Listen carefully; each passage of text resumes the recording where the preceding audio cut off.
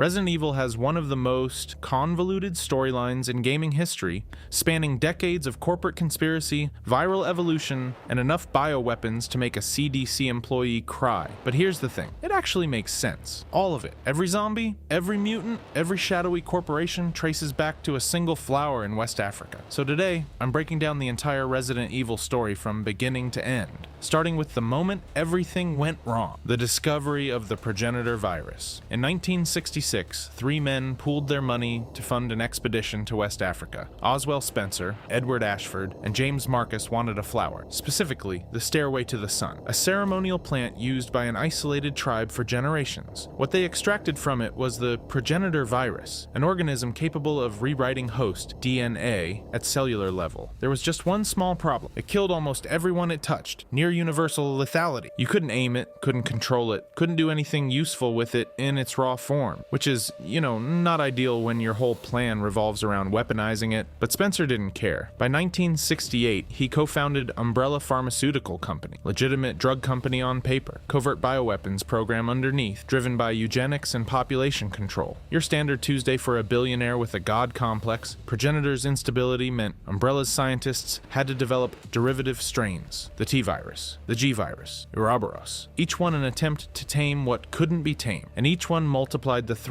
instead of containing it. Every single disaster in this franchise exists because these people couldn't leave a flower alone. And Resident Evil Village later reveals Spencer wasn't even original. Mother Miranda had already been experimenting with the mold decades before he showed up. He basically copied her homework and added corporate funding. But if a virus and some shady paperwork sound relatively tame, wait until you see what happened when Umbrella's containment inevitably failed. The Mansion incident, STARS Alpha Team was the best of the best. Elite operatives, hardened professionals, the kind of people you send when things go sideways, which is exactly why they were chosen to die. Here's the thing. In July 1998, Bravo Team goes dark, investigating bizarre murders in the Arklay Mountain. Alpha Team gets deployed to find them. Standard rescue op, except it's not a rescue op at all. Their commanding officer, Albert Wesker, is an Umbrella double agent, and he has deliberately funneled his own elite unit into a mansion full of monsters because he needs combat data. He needs to know how bioorganic weapons perform against trained humans. His squad isn't a rescue team. They're lab rats with guns. The Spencer Mansion is ground zero for the T-virus, a stabilized derivative of progenitor designed to be more scalable and controllable than the raw strain. In theory, more predictable. In practice, the place is crawling with zombies, mutant dogs, hunters, and a tyrant that could rip a person in half without really trying. So much for controllable. But here's where it gets complicated. Wesker doesn't just betray his team. He fakes his own death, injects himself with a virus that grants superhuman abilities, and walks away. The man turns himself into the franchise's big bad for the next decade. Meanwhile, Chris Redfield and Jill Valentine survive the mansion, blow it sky high, and spend the rest of their careers trying to make sure nobody else has to fight through something like that again. They eventually help found the BSAA, dedicated entirely to stopping bioterror. The mansion is where theory becomes catastrophe, where a pharmaceutical company's secret research meets actual human suffering for the first time. And the survivors? They never stop fighting, but at least the mansion was one building in the middle of nowhere. What happens next makes it look like a house fire compared to a nuclear meltdown. The destruction of Raccoon City. A mansion in the mountains is one thing.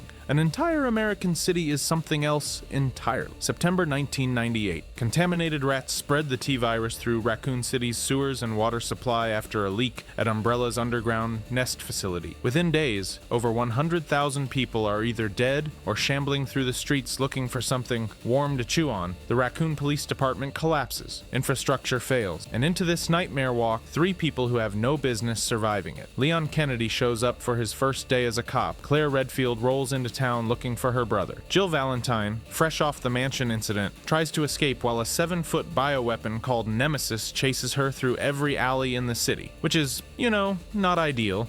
But here's where it gets properly ugly. William Birkin, the man who created the G-Virus, gets gunned down by Umbrella's own retrieval squad when he refuses to hand over his research. So he injects himself with his own creation and mutates into something that barely qualifies as biology anymore. The company literally eating its own people. Meanwhile, Ada Wong slips through the chaos like she's grocery shopping, secures viral samples for unnamed buyers, and vanishes. Cool. Add that to the list. The US government's solution? A missile strike. They flatten the entire city. Over 100,000 civilians gone. And the truly uncomfortable part is that it works. Officially, this is framed as decisive containment. Unofficially, an American city just got sacrificed on the altar of plausible deniability. Every survivor scatters. Leon gets absorbed into government work. Claire disappears into humanitarian efforts. Sherry Birkin, exposed to the G-Virus, develops a unique physiology that multiple factions will spend the next decade trying to exploit. The seeds of a global bioweapons black market are planted right here, in the ashes of a city nobody could save, but at least Raccoon City's destruction finally put Umbrella under a spotlight. And what happened next? Well, let's just say corporate accountability moved at its usual glacial pace. The fall of Umbrella. Here's the thing nobody warns you about when it comes to Umbrella's death. It's boring. The most dangerous pharmaceutical company in human history, responsible for the destruction of an entire American city, the creation of dozens of bioweapons, and the deaths of hundreds of thousands of people, dies in a courtroom. Not a boss. Not a dramatic showdown with Chris Redfield punching a boulder through its corporate headquarters. A class action lawsuit, exposed by litigation, bankrupted by financial penalties, and formally dissolved around 2003 after landmark trial, finds them liable for Raccoon City. Cool. Justice served. Roll credits. Except no, because here's where it gets complicated. You can kill a corporation, but you cannot kill a virus that's already been sold, copied, and distributed across 3 continents. Umbrella's research data, its viral samples, its key personnel, all of it scatters like roaches when you flip the kitchen light on. Former scientists take jobs at new firms. Hard drives full of T-virus data end up on black market auction blocks. And one Albert Wesker, very much alive and enhanced after his little death at the mansion, starts operating as a freelance broker, raiding former Umbrella facilities, collecting samples, selling them to whoever's buying. The buyers are plentiful. Tricell, a multinational conglomerate, rises almost immediately to fill the power vacuum, quietly absorbing Umbrella's leftover infrastructure and research. Cut off one corporate head, 3 more grow back. Meanwhile, on the hero side, the BSAA gets formally established as a multinational counter-bioterror force. Chris, Jill, other former STARS members join up, which sounds great until you realize they're now fighting a Hydra instead of a single dragon. And years later, Blue Umbrella emerges, a reformed version of the company. Supposedly good now. Nobody trusts them. Nobody should. The uncomfortable truth of this entire era is that legal justice cannot contain dispersed bioweapons. You can bankrupt the company that made the bomb, but the bomb is already in 50 different hands across the globe, which brings us to the first major proof of that problem, the Las Plagas bioterror threat. Here's where Resident Evil does something genuinely clever. After 3 games of shambling, rotting, brain-dead zombies, the franchise introduces a threat that can think, and that changes everything. In 2004, Leon Kennedy gets sent to a remote Spanish village to rescue the president's daughter, Ashley Graham. Simple enough, except the village isn't abandoned or overrun. It looks completely normal. People are working, talking, going about their day, and then they try to kill you with axes and pitchforks in perfect coordination. The Los Illuminados cult, led by Osmond Sadler, has dug up Las Plagas, ancient parasite that was sealed underground centuries earlier by a noble family who knew exactly how dangerous it was. Sadler weaponizes it, implanting parasites into the local population to create ganados. These aren't zombies. They retain full cognitive function. They can use weapons, set traps, communicate, and follow complex tactical orders. They're obedient soldiers wearing the skin of ordinary villagers. That's the real horror here. A T-virus outbreak announces itself. You see the bodies, the decay, the chaos. A Plagas-infected village looks like a village, until it doesn't. Sadler's plan is genuinely insidious. Infect Ashley, send her home to Daddy, and let the parasite quietly compromise global leadership from the inside out. No missiles, no outbreaks, just obedience spreading through handshakes and hugs at state dinner, which is, not ideal. But here's the kicker. Las Plagas has zero connection to Progenitor, zero connection to Umbrella. This is a completely independent ancient biothreat that humanity sealed away once, forgot about, and then immediately weaponized the second someone cracked the seal again. Problem isn't one evil corporation. Problem is us. We find these things and we cannot help ourselves. And of course, Ada Wong is there, stealing Plagas samples for unnamed buyers, because that's what happens now. Every new biothreat gets harvested, packaged, and sold before the bodies are even cold. Those samples end up feeding directly into Tricell's research for Resident Evil 5, proving that the bioweapons pipeline doesn't need Umbrella to function. It's self-sustaining. But if the Plagas represent the next evolution of bioterror, then what Tricell does with that research in Africa is the next evolution of corporate evil, the execution of Tricell and Kijuju. Every single thread in this franchise converges converges here. Progenitor, Plagas, Umbrella's ideology, all of it funnels into one guy's delusional plan to play God. And that guy is Albert Wesker. By 2009, Chris Redfield and his partner Sheva Alomar deployed to Kijuju, Africa, on behalf of the BSAA. What they find is Tricell, a pharmaceutical corporation that has quietly become Umbrella 2.0. They've acquired progenitor samples, raided Umbrella's old facility data, and gotten their hands on Type 2 Plagas to create a controllable army of infected local, which is, not ideal, but here's where it gets genuinely unhinged. Wesker and Tricell executive Excella Gione have been cooking up something called Ouroboros. It's a progenitor-derived virus designed to selectively evolve genetically compatible humans into superior beings while killing literally everyone else. A forced global extinction event disguised as evolution. Spencer dreamed about this. Wesker decided to actually do it. Here's the thing though, Ouroboros doesn't work. Not really. It almost universally kills or grotesquely mutates hosts into writhing biomass nightmares rather than perfecting them. The chosen few that Wesker believes will emerge? Basically nobody qualifies. And Excella, the woman who bankrolled and facilitated the entire project, gets consumed by her own virus, eaten alive by the thing she helped create. Corporate greed devouring its own architect. You can't write a more on-the-nose metaphor. Wesker, naturally convinced he's the one exception to Ouroboros' kill rate, merges with the virus for the final confrontation. Chris and Shiva fight him inside an active volcanic crater,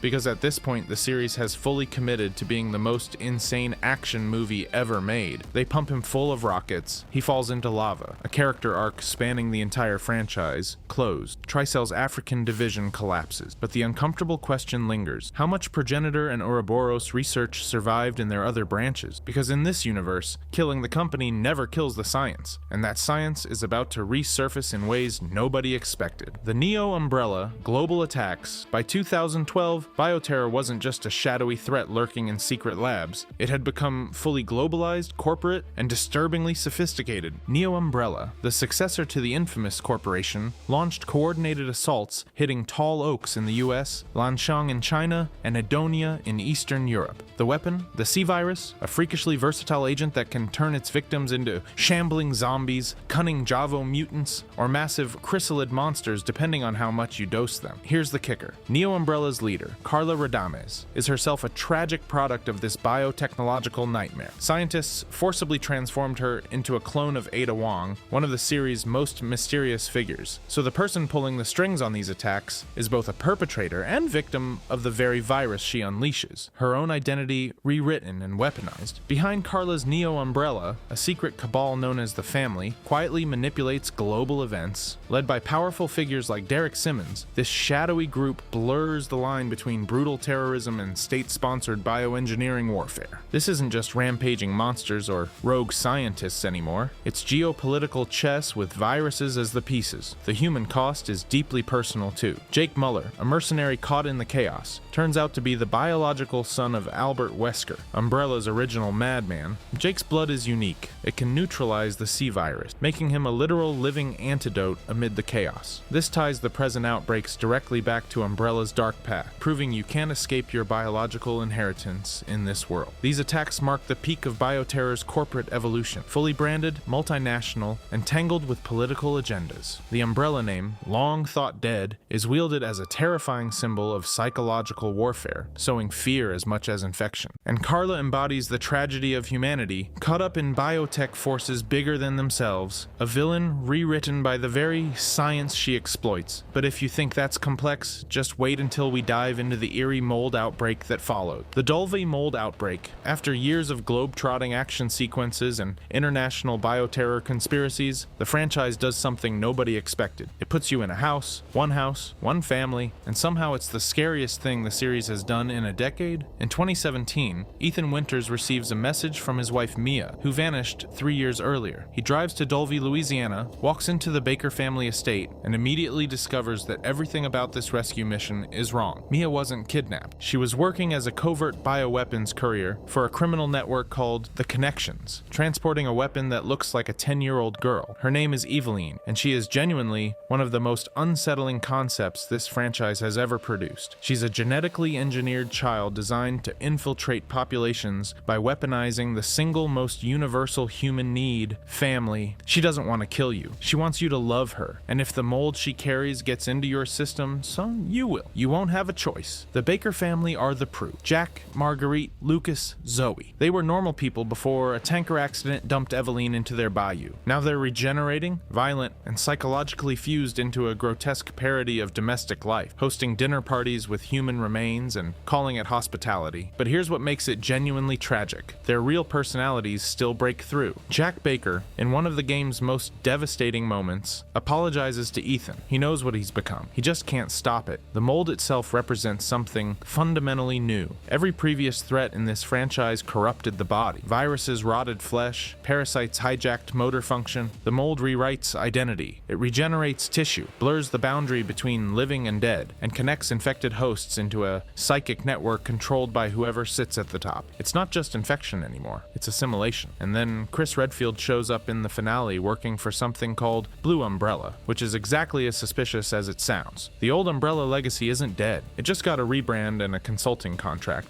But if the Dulve outbreak seems contained, almost quaint in its scale, that's only because nobody has looked underground yet. The Megamycete and the Winter's legacy. Every single disaster in this franchise, every zombie, every outbreak, every mutant abomination traces back to one grieving mother. Mother Miranda lost her daughter Eva to the Spanish flu over a century ago. Instead of processing that grief like a normal person, she discovered a vast underground fungal superorganism called the Megamycete and decided death was optional, which is, not ideal for the rest of humanity. Here's the thing about the Megamycete. It doesn't just infect your cells. It stores you. Your memories, your consciousness, your entire experiential existence gets absorbed into this biological hard drive buried under Eastern Europe. It's not a virus. It's not a parasite. It's a backup server made of fungus. Miranda spent decades experimenting on villagers, trying to find the perfect vessel to download her dead daughter's consciousness into. She created the Four Lords. She built a cult. She turned an entire region into her personal laboratory. But here's the kicker. A young Oswell E. Spencer visited Miranda, studied her work, and took ideas about reshaping humanity back home with him. He founded Umbrella. Every single thing that went wrong in this franchise happened because Spencer was Miranda's student. Around 2021, Miranda kidnaps Rose Winters, intending to use her mold-saturated body as a vessel to finally bring Eva back. Ethan fights through the village to save her. And then comes the gut punch. Ethan Winters has been dead since Dulve. The mold killed him during Resident Evil 7 and simply kept his consciousness running. He was never alive for any of it. Not the Baker house, not fatherhood, none of it. A dead man walking on borrowed fungus. And knowing that, he sacrifices what's left of himself to destroy the Megamycete's core. A man already dead, choosing to die again, so his daughter doesn't have to. Rose emerges years later as a teenager with extraordinary abilities. She's the culmination of everything. Progenitor, the mold,